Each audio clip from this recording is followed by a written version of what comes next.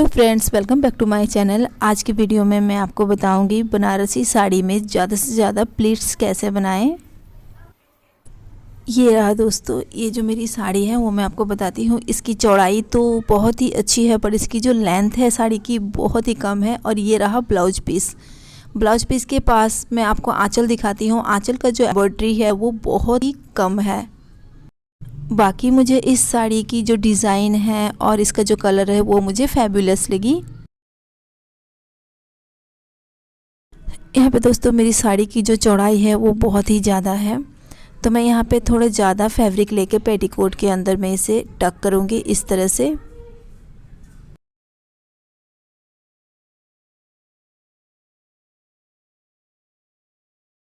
Talking इस तरह से करना है पेटीकोट के अंदर ताकि कोई भी एक्स्ट्रा रिंकल्स दिखाई ना दे, सिलवटे ना पड़े। बस आपने इस बात का ज़रूर ध्यान रखना है।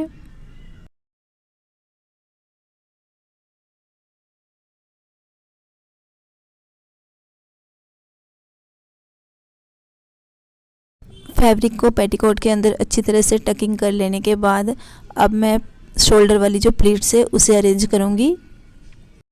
इस साड़ी की जो ब्लाउज पीस है जो मैंने आपको दिखाया ये मैं नहीं काटूंगी। यहाँ पे मैं एक चॉकलेटी कलर की यानी कि डार्क ब्राउन कलर की लेस लगा दूंगी, क्योंकि साड़ी की जो लेंथ है वो बहुत ही कम है और चौड़ाई तो बहुत ही अच्छी है।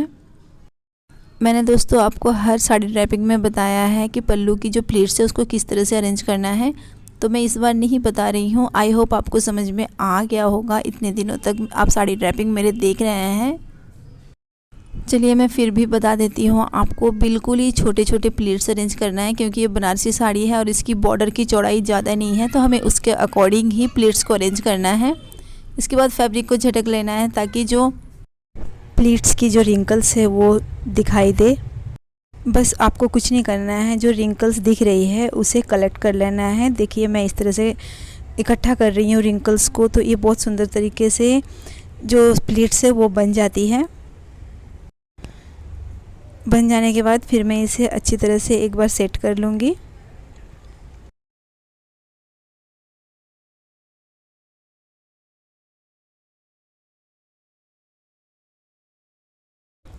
अब इसे एक सेफ्टी पिन से सिक्योर करना है, बट मैं यहाँ पे सेफ्टी पिन यूज़ नहीं कर रही हूँ। मैं कपड़े सुखाने वाली क्लिप से इसे सिक्योर करूँगी ताकि मेरी जो प्लेट्स है वो ना बिखरे।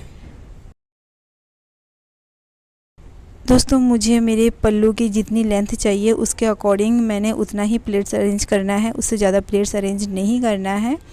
तो देखिए कितनी ही ब्यूटीफुल तरीके से सिर्फ रिंकल्स को इकट्ठा करते हुए मैं जा रही हूँ और मेरी प्लेट्स बन जा रही हैं।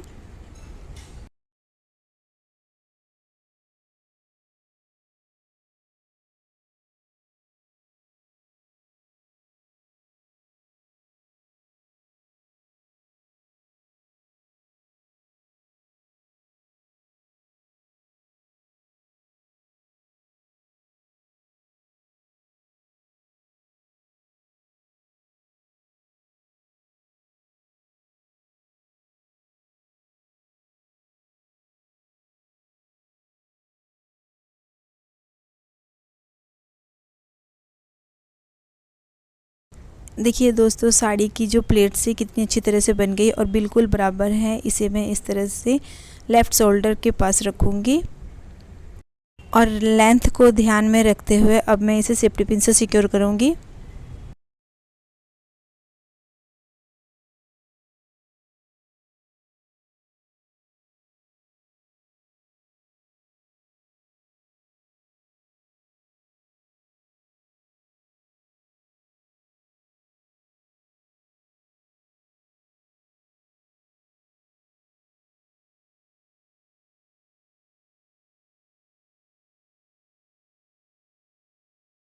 शोल्डर वाली प्लीट्स को सेफ्टी पिन से सिक्योर कर देने के बाद अब मैं हिप प्लीट्स बनाऊंगी। हिप प्लीट्स बनाने से पहले मैं बस्ट के पास की जितनी भी प्लीट्स है उसको मैं पहले हाथों से अच्छी तरह से सेट कर लूँगी, ठीक कर लूँगी। हिप प्लीट्स को बनाने से पहले बस्ट के पास के फैब्रिक को मैं ठीक से सेट कर लेती हूँ ताकि ये एकदम प्रेस की तरह लगे और अपनी जगह पे अच्छी तरह से सेट रहे। और अगर एक्स्ट्रा फैब्रिक में रिंकल्स है, सिलवटें हैं, तो वो रिमूव हो जाए, इसीलिए मैं पहले बस्ट के पास की जो प्लीट्स है उसको मैं ठीक की हूँ। इसके बाद अब मैं हिप प्लीट्स अरेंज करूँगी। यहाँ पे फैब्रिक को थोड़ा सा टाइटली खींचना है फ्रंट की ओर और इसके बाद यहाँ मैं 6 से 7 प्लीट्स अरेंज करूँगी, क्योंकि मैंने पहले ही आपको बताया है कि जो मेरी साड़ी की चौड़ाई है वो बहुत ही ज़्यादा है। अगर आपके फैब्रिक की चौड़ाई ज़्यादा है तो आप 7 से 8 प्लीट्स भी अरेंज कर सकते हैं। इससे क्या होगा कि हिप प्लीट्स जो बनाएंगे तो वो देखने में बहुत ही अच्छा लगता है। और अगर आपके फैब्रिक की चौड़ाई कम है तो आप 3 से 4 प्लीट्स अरेंज कर सकती हैं। प्लीट्स को बना लेने के बाद एक बार मैं हाथों से अच्छी तरह से सेट कर लेती हूँ और यहाँ पे मैं एक सेफ्टी पिन से इसे सिक्योर कर दूँगी। हिप प्लीट्स को बनाने के बाद सेफ्टी पिन से सिक्योर करने के लिए मैं पेटीकोट के साथ ही इसे सिक्योर करूँगी, ताकि जो हिप प्लीट्स है वो थोड़ा सा भी लूज़ ना हो, बिल्कुल ही टाइट रहे।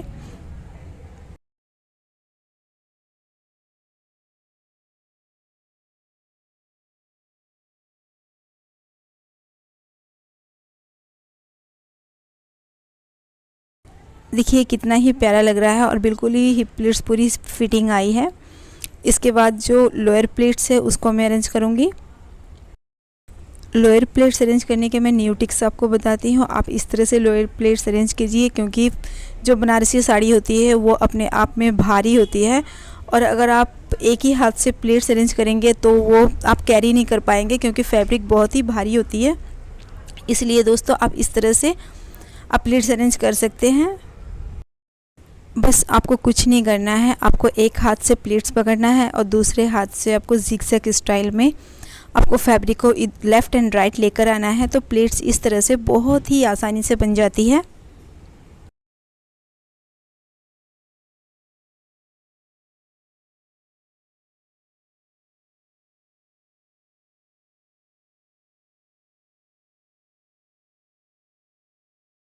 अब मैं प्लेट्स को मोड़ देती हूँ इस तरह से, यानी कि सीधा कर देती हूँ।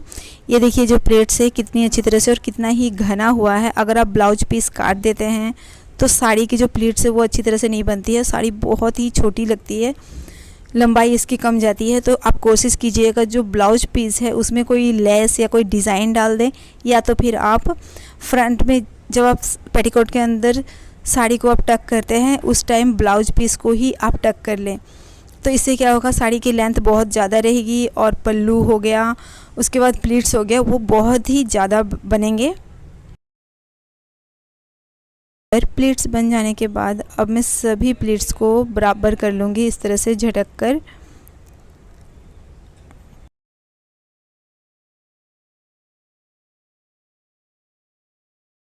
इसके बाद मैं इसे बेली बटन के बीचों बीच में इसे टक कर देती हूँ। अब देख सकते हैं दोस्तों जो हिप प्लीट्स है वो मेरा थोड़ा सा नीचे की ओर है, तो यहाँ पे मैं बाद में एक सेफ्टी पिन लगा दूँगी अंदर की ओर से।